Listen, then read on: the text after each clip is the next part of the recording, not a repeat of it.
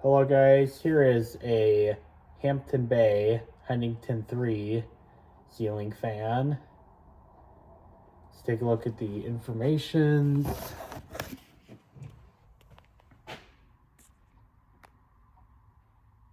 This is a model number AC-552. The motor's rated to draw 0.8 amps at 73 watts. And the date is March of 2001. Here's the UL tag if someone's interested in that.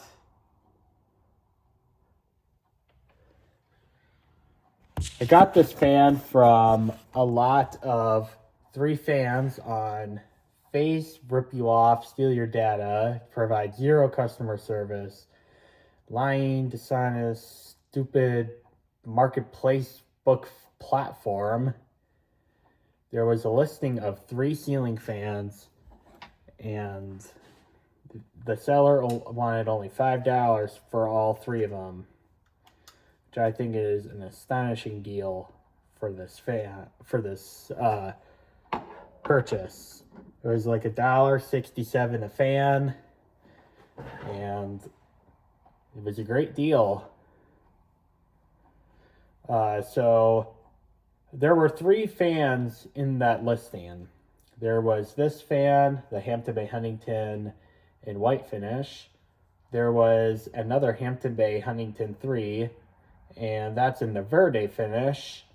And then there's a Homestead, I can't remember what it is. It could be the Universal.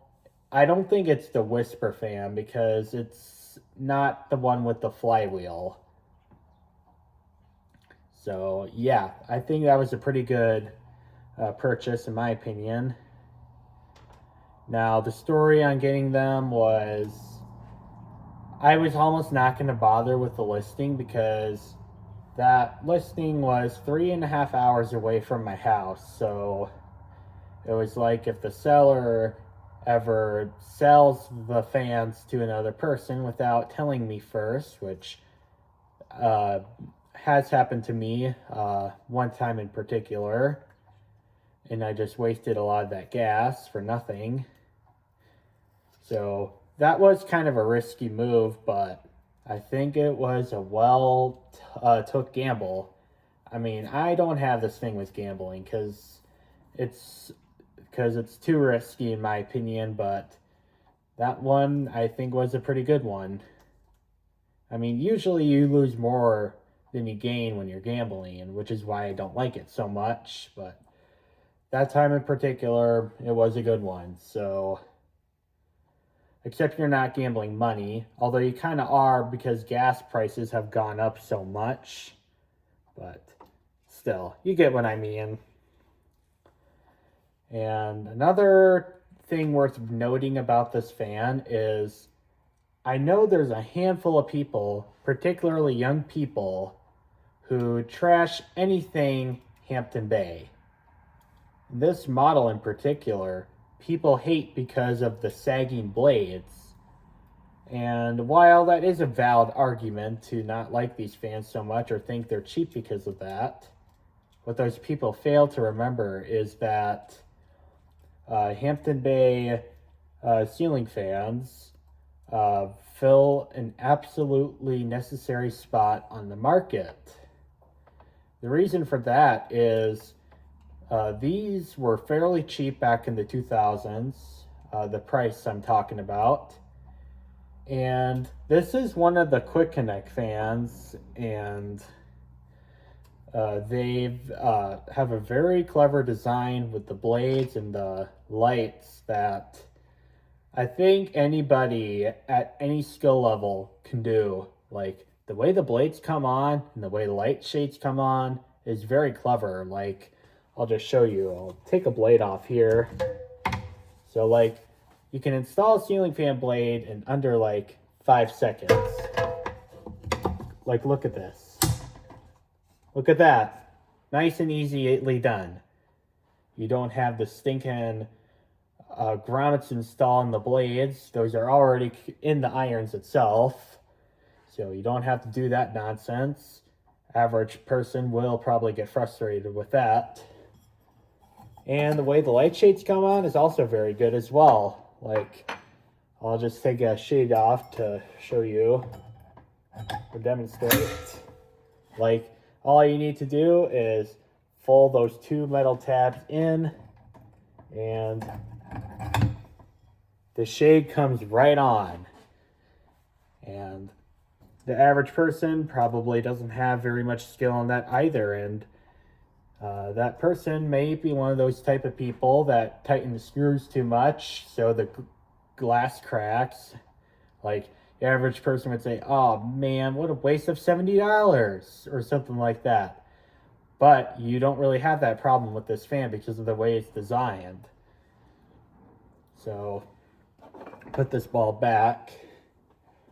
So really, this fills an absolute necessary spot on the market, because you got to realize there's a lot of people that don't like tools.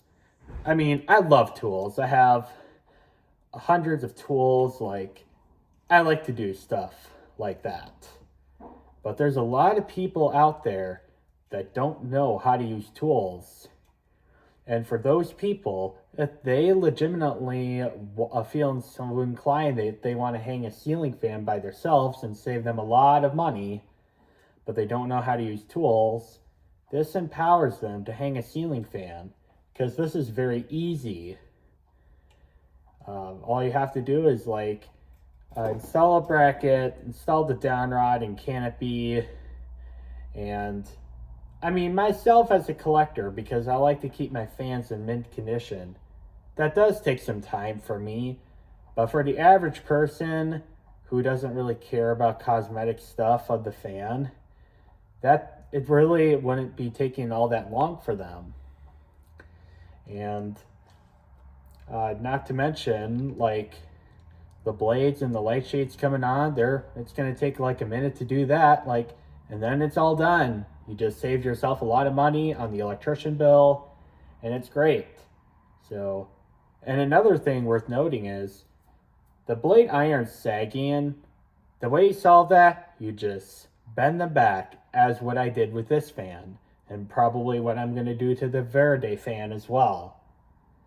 I mean, you shouldn't have to do that. That I agree with. But if you have to bend the irons back every 10 years, whatever. And aside when the blade irons start to droop, this fan really doesn't appear cheap at all. Like, I'll give you guys another close-up of the fan. Like, the paint is pretty good. There's some blemishes here and there, but this fan is 25 years old and probably not handled properly. So, like, as you can see, the fan's finish is very nice. I find the irons very cool, high-end looking. And the blades on this thing, obviously this is just laminate finish, but it doesn't appear overly cheap at all. The light shades are a nice alabaster tint, nice high-end. These are the ceramic pull fobs that are the older style from Hampton Bay in the earlier part of the 2000s. They feel very nice. They have a really nice feel.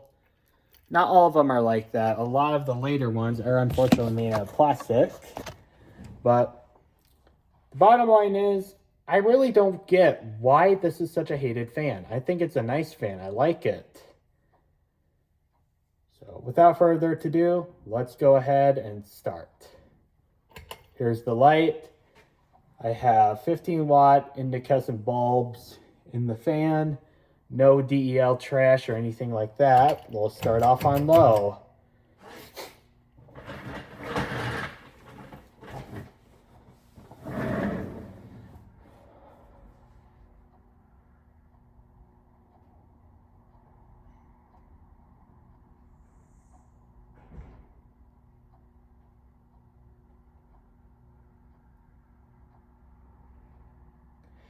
I can definitely tell you, on low speed, I can feel a pretty substantial draft from this already.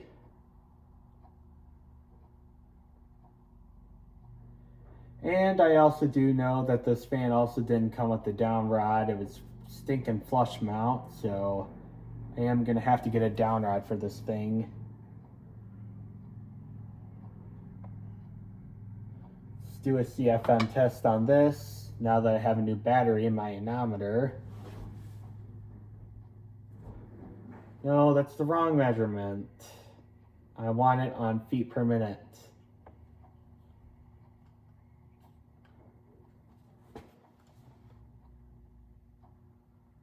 I'm gonna go with about 177. So the area I'm gonna do for this fan is gonna be 13.8 times 177. That's 2,443 CFM. The power draw is 11 watts and the current is 0.21. And the power factor, I'm going to calculate it.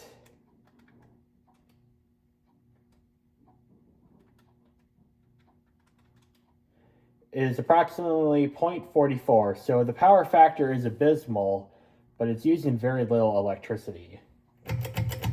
Here's medium.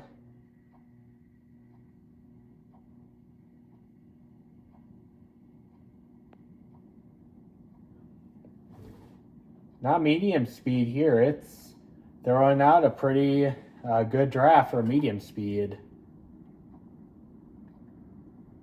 Not to mention, this thing is, other than the airflow noise, this thing is dead silent. But yet again, on a stinking Casablanca that costed $1 million, you're going to hear the airflow noise too. So you really can't say much about airflow noise. But other than that, this thing is dead silent. So therefore, to those people who want to say, oh, it's not as quiet as a Casablanca, it's too buzzy. I don't hear any grain of buzz from this thing. This thing is as quiet as a Casablanca with a stinking rubber flywheel that's going to break. And the feet per minute here is going to be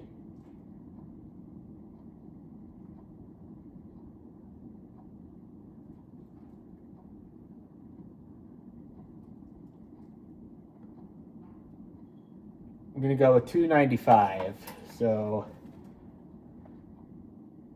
295 times 13.8, 4,700, or wait, no wait, that's totally inaccurate. 4,071 CFM. And the power draw is 32 watts and 0.35 amps. And the power factor is going to be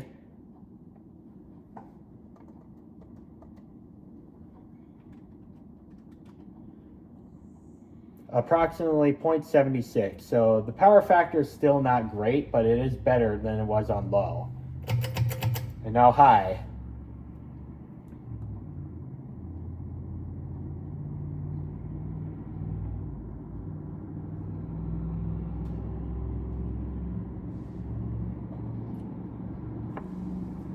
This thing pushes a lot of air on high, and it's very powerful.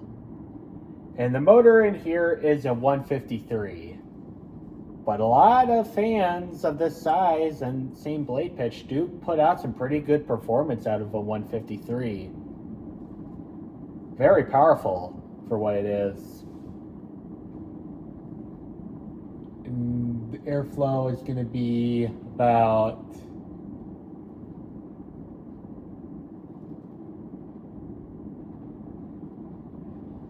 thing is jumping all over the place. It's sticking between 413 and 493 or 433.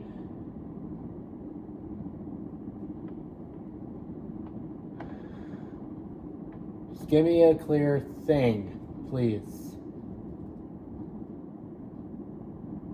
There we go. We're gonna go with 433 for high. So 433 times 13.8 is going to be 5,975 CFM.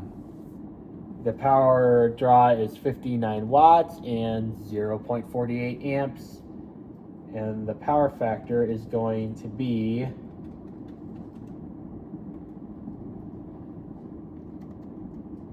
this has a power factor of 1. So it's saying over 1 on my calculator, but it's impossible to have a higher power draw than that.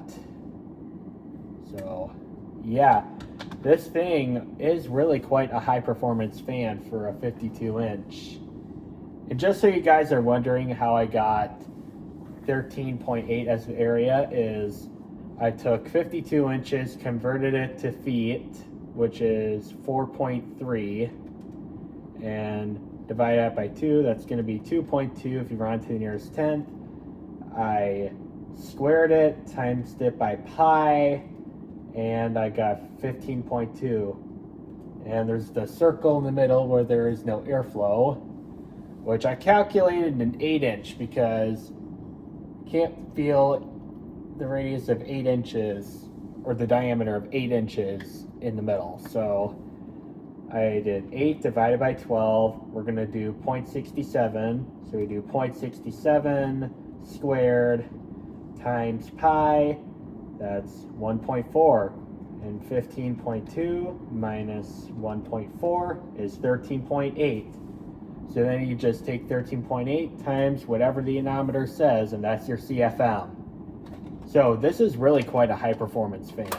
Really quite good for something that was a cheaper model. And I'm going to reverse it here just to show you guys it works. If there is a reverse switch, which I would expect it.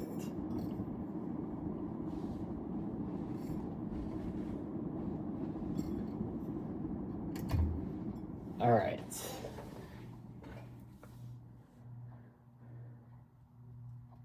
Not going to show it for very long. I don't have much battery left on my camera.